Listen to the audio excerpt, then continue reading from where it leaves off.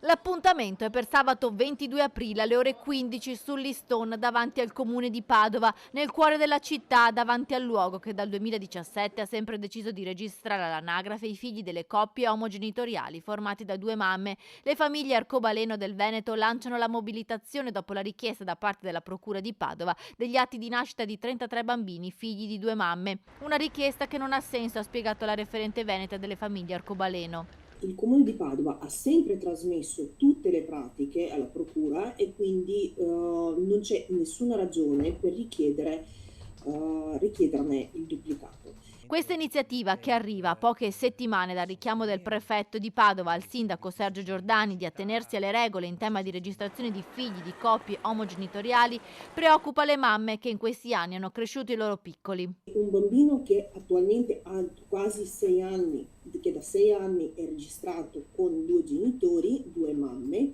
rischia di diventare orfano di un genitore. Serve una legge per tutelare i diritti dei minori con genitori dello stesso sesso, spiega l'associazione che ringrazia il sindaco Giordani per il sostegno e il suo impegno. Alla manifestazione del 22 aprile ha aderito anche Arcigay Padova, che chiede alla cittadinanza di partecipare.